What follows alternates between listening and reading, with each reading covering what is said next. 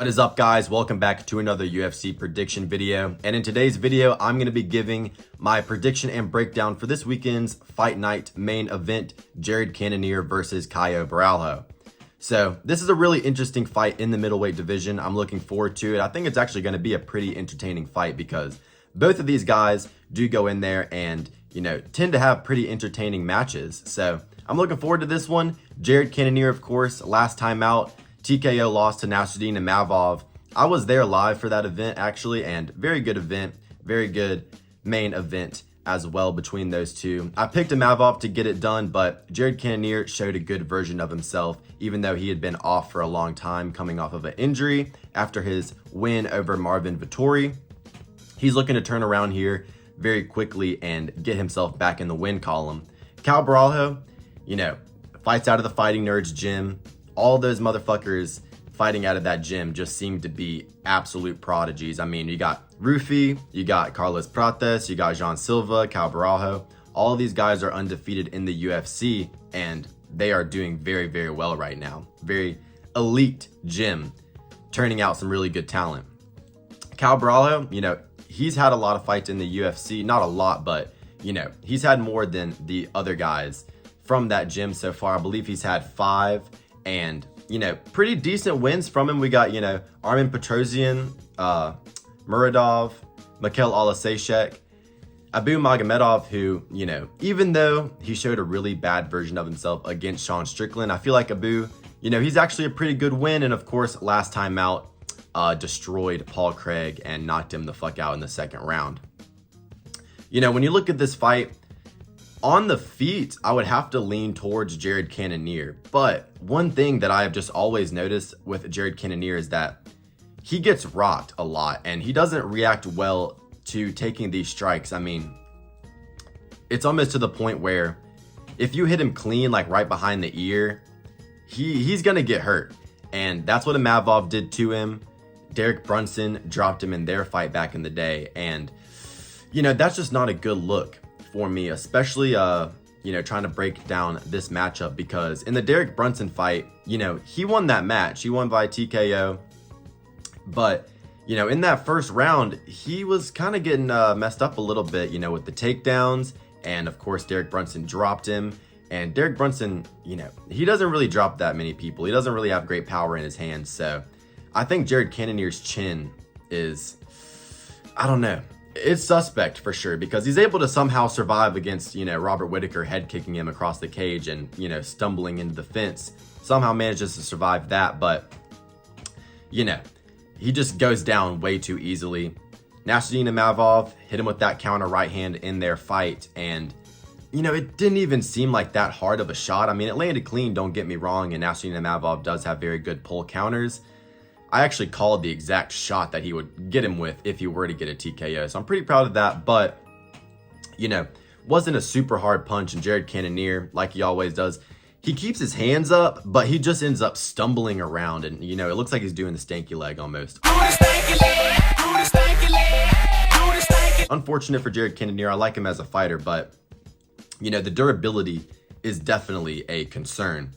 And, Marvin Vettori dropped him and had him on skates in the first round of their fight before Jared Cannonier, turned up the volume and put on the pace in the last 4 rounds, winning dominantly. His striking's great. Defensive grappling is, all right for the most part. The striking, the boxing, the, leg kicks and the body kicks are definitely where Jared Cannonier excels. He's got great body shots as well. He's not afraid to walk forward and, impose his will. That's how he beat Sean Strickland. Same way that Dricus du Plessis was able to beat Sean Strickland. It shows that he has a good fight IQ, not to back up against a pressure fighter, to actually hold your ground.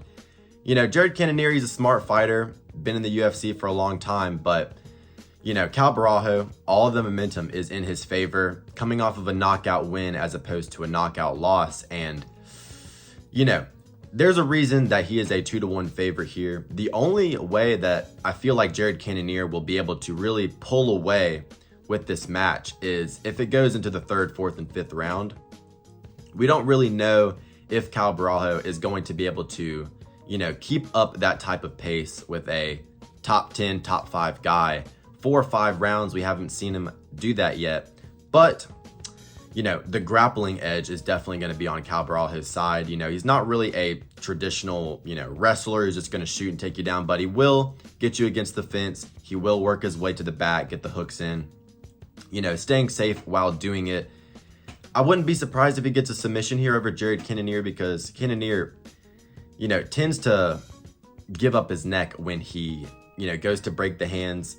I'm not going to point out a specific moment, but in the Nasruddin and Mavov fight, you know, when Nasruddin would swivel around to the back and Jared would go to break the grip, that's just something I had noticed. But, you know, the 5-round experience is definitely on Jared Cannonier's side. I mean, a win over Sean Strickland by decision is a very, very good look for sure on your resume.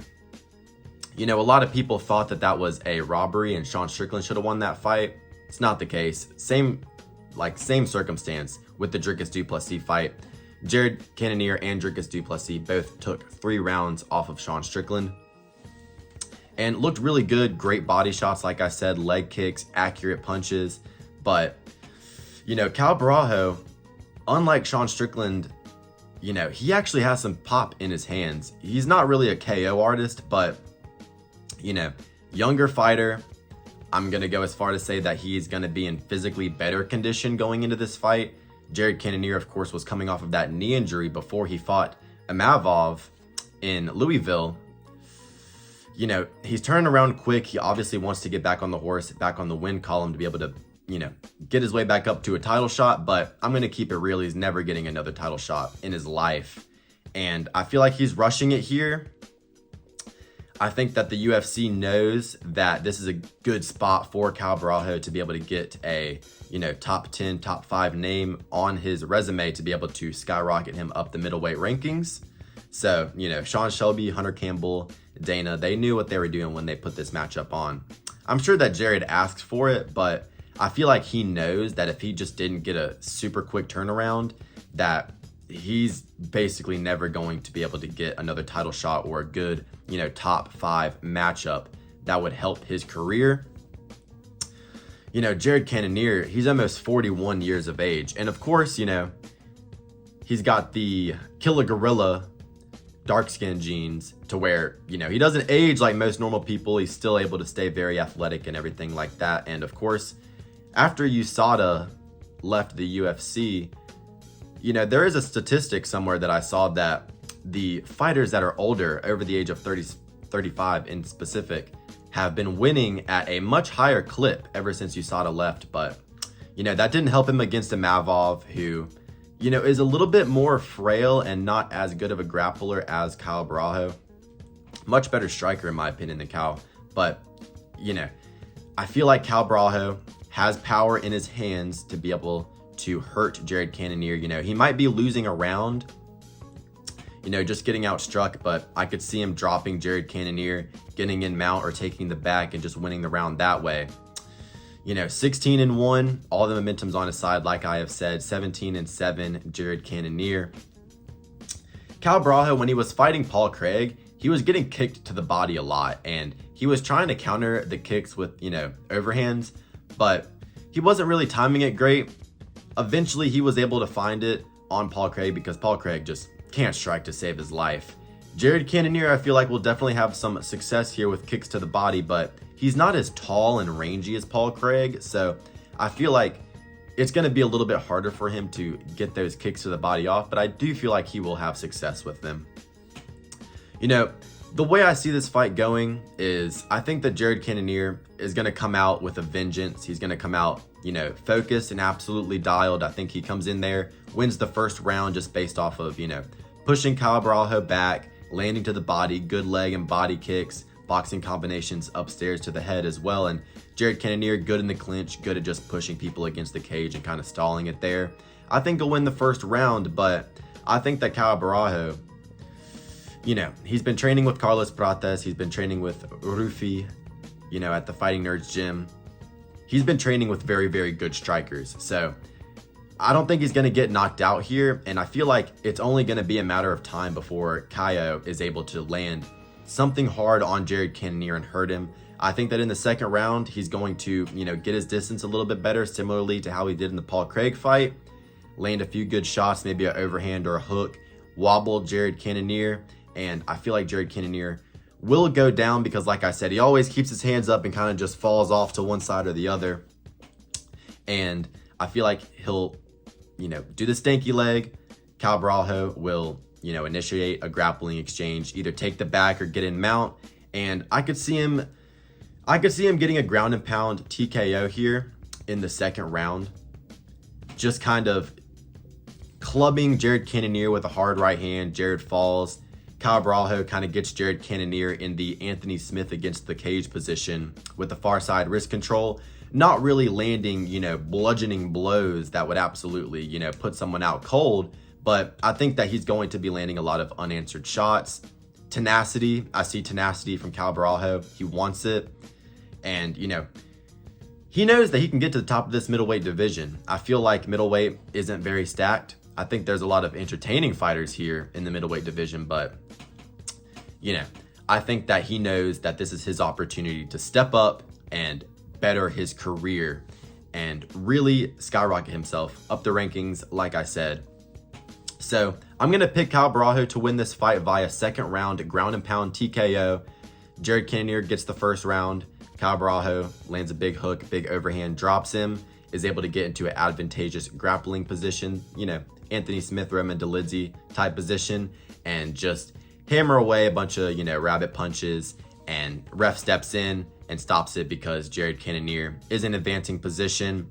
Took a TKO loss in his last fight and is 40 years of age. You gotta really worry about him being 41 years of age here. I mean, like I said, older fighters have been doing a little bit better recently, but I feel as if Caio Borralho, he's in a great environment to train in, all the momentum in the world. Jared Cannonier seems like he's just taking this fight to, try to recoup what he has lost. He's kind of desperately jumping into this one instead of opportunistically jumping into this one. So I think that Caio Borralho is the pick here. Won't be surprised if Jared Cannonier wins a decision, but I'll go Caio Borralho by second round TKO. And yeah, Borralho, I don't think his ceiling is as high as the other guys that he trains with. I genuinely believe that Jean Silva, Mauricio Ruffi, and Carlos Prates are all top 5 material in their respective divisions. I don't see that from Caio Borralho, but I do think he gets the job done here over Jared Cannonier. A fight that I would like to see, it probably won't happen because they're probably boys since they're from Brazil, but Caio Borralho versus RoboCop would be a hell of a fight, and I would pick RoboCop there. I feel like RoboCop is like a marauder version of Caio Borralho, and Caio Borralho is kind of more of like a nerd version of RoboCop, but still both great fighters. Yeah, I got Caio Borralho by second round TKO here, ground and pound, over Jared Cannonier. I think he'll get into the top 10, but I don't think he's going to be getting top 5 or a belt in his future, but we'll see. I'm looking forward to this fight. I think it's going to be an entertaining one. And if you guys made it to the end of the video, I appreciate you watching all the way through, and have a great rest of your day.